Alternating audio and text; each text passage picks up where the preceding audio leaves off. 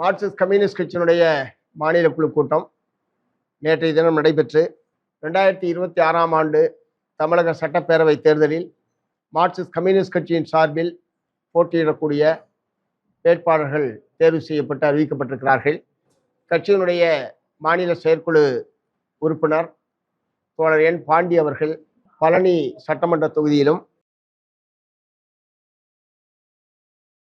கட்சியினுடைய மாநில குழு உறுப்பினரும் சட்டப்பேரவை உறுப்பினருமான தோழர் எம் சின்னதுரை அவர்கள் மீண்டும் கந்தர்வக்கோட்டை தொகுதியில் வேட்பாளராக போட்டியிடுகிறார். கன்னியாகுமரி மாவட்டம் பத்மநாபபுரம் தொகுதியில் கன்னியாகுமரி மாவட்ட செயலாளரும் கட்சியினுடைய மாநில குழு உறுப்பினருமான தோழர் ஆர் செல்லசாமி அவர்கள் வேட்பாளராக போட்டியிடுகிறார். திருவொற்றியூர் தொகுதியில் கட்சியினுடைய மாநில குழு உறுப்பினர் தோழர் எல் சுந்தரராஜன் அவர்கள் வேட்பாளராக நிறுத்தப்பட்டிருக்கிறார்.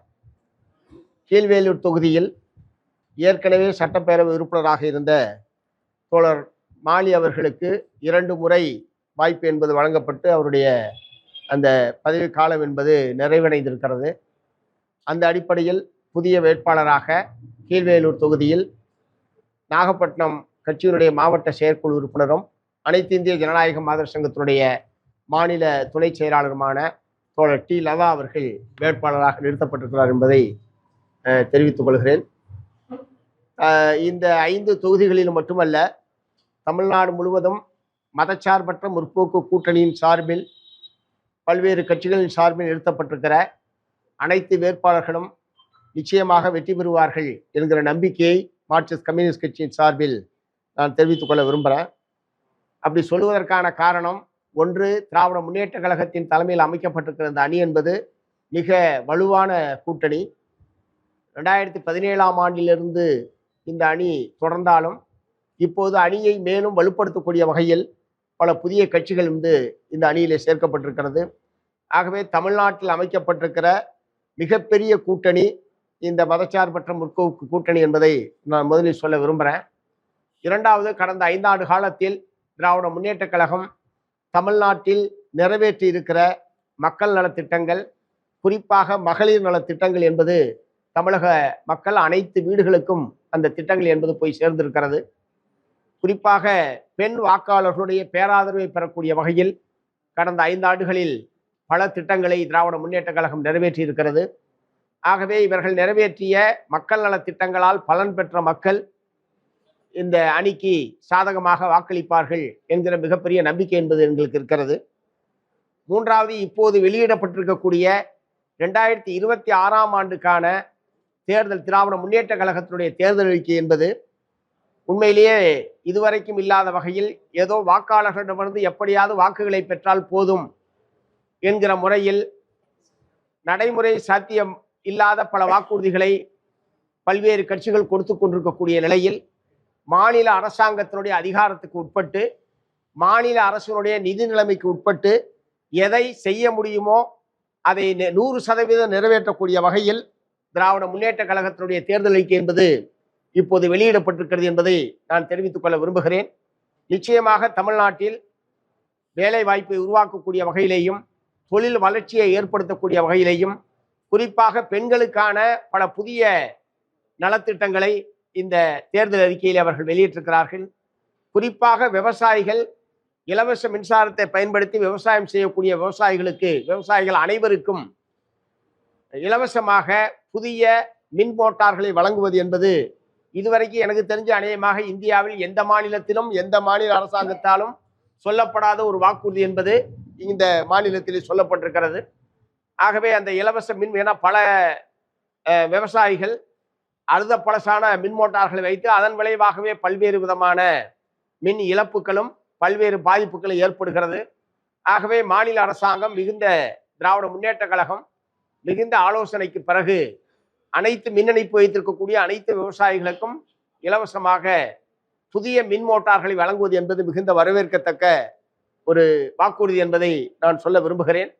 அதே மாதிரி கரும்புக்கும் நெல்லுக்குமான கொள்முதல் விலையை நாங்கள் உயர்த்துவோம் என்றெல்லாம் விவசாயிகளுக்கு அறிவிக்கப்பட்டிருக்கிறது. அதே நேரத்தில் விவசாயிகளுக்கான கூட்டுறவு கடன் தள்ளுபடி சம்பந்தமாக இந்த தேர்தல் அறிக்கையிலே இல்லை என்கிற ஒரு குறையை விவசாயிகள் பலரும் என்னிடத்திலே தெரிவித்தார்கள்.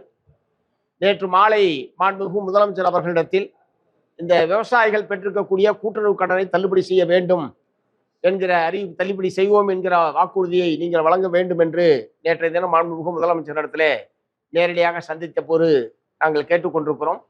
ஆனால் இப்போது புதிதாக வந்திருக்கக்கூடிய கூட்டுறவு சட்டப்படி மத்திய அரசாங்கம் அனுமதி கொடுத்தால்தான் கடனை தள்ளுபடி செய்ய முடியும் என்கிற ஒரு புதிய நிலைமை என்பது ஏற்பட்டிருக்கிறது.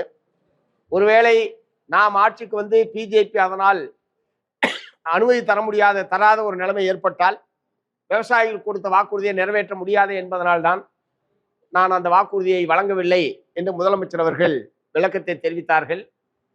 இருப்பினும் ஏதாவது ஒரு வகையில் கடன் தள்ளுபடி, வட்டி விவசாயிக்கு கடனுடைய வட்டி தள்ளுபடி என்கிற முறையில் விவசாயிகளுடைய எதிர்பார்ப்பை பூர்த்தி செய்யக்கூடிய வகையில் நீங்கள் இன்றைய தினம் திருவாரூர் பிரச்சார கூட்டத்தில் அறிவிப்பை வெளியிட வேண்டும் என்று கேட்டுக்கொண்டிருக்கிறேன். நிச்சயமாக இன்று மாலை அந்த அறிவிப்பை வெளியிடுவார் என்று நாங்கள் நம்புகிறோம். ஆகவே இந்த 2026ஆம் ஆண்டுக்காக வெளியிடப்பட்டிருக்கிற தேர்தல் அறிக்கை என்பதும் இந்த தேர்தலில் அதுதான் பேசு பொருளாகவும் இதுவரை வெளிவந்திருக்கிற தேர்தல் அறிக்கைகளிலேயே சூப்பர் ஸ்டாராகவும் திராவிட முன்னேற்ற கழகத்துடைய தேர்தல் அறிக்கை இருக்கிறது என்பதை நான் சொல்ல விரும்புகிறேன். முழுமையாக 525 வாக்குறுதிகள் என்பது கொடுக்கப்பட்டிருக்கிறது. இந்த 525 வாக்குறுதிகள் நிறைவேற்றப்பட்டால் அரசின் மூலமாக பலன் பெறாத எந்த ஒரு குடும்பமும் இல்லை என்கிற நிலைமையை நிச்சயமாக ஏற்படுத்த முடியும். ஆகவே அந்த தேர்தல் அறிக்கை இந்த தேர்தலில் நிச்சயமாக விவாத பொருளாக இருக்கும் என்பதை நான் சொல்ல விரும்புகிறேன். 4வது, மத்திய அரசாங்கத்துடைய தமிழ்நாட்டுக்கு விரோதமான நடவடிக்கைகளை எதிர்த்த ஒரு 5 ஆண்டு கால போராட்டத்தை இந்த கூட்டணி வலிமையாக நடத்தியிருக்கிறது. தமிழ்நாட்டுக்கு வரவேண்டிய மக்கள் நல திட்டங்களுக்கு அனுமதி தராமல் மறுப்பது, நிதி வழங்குவதிலே பாரபட்சமாக நடந்து கொள்வது, அரசியல் சாசனம் மாநில அரசாங்கங்களுக்கு வழங்கியிருக்கக்கூடிய அதிகாரங்களை பறிக்கக்கூடிய வகையில் சட்டத்துக்கு விரோதமாக நடந்து கொள்வது, வெறுப்பு அரசியலை முன்னிறுத்தி அரசியல் நடத்துவது போன்ற இந்த விஷயங்கள் எல்லாம் ஏற்கனவே கடந்த 5 ஆண்டு காலமாக தமிழகத்தில் பட்டி தொட்டி எங்கும் விவாதிக்கப்பட்ட ஒரு விஷயமாக இருந்திருக்கிறது. ஆகவே மத்திய அரசாங்கத்துடைய தமிழ்நாட்டுக்கு விரோதமான, உழைப்பாளி மக்களுக்கு விரோதமான இந்த அணுகுமுறையும் இந்த தேர்தலில் எங்களுடைய பிரச்சாரத்தில் மிக முக்கியமாக எடுத்துச் செல்வோம். தமிழ்நாடு முதலமைச்சர் அவர்களும் தன்னுடைய பிரச்சாரத்தில் இதற்கு மிகுந்த முக்கியத்துவம் கொடுப்பார்.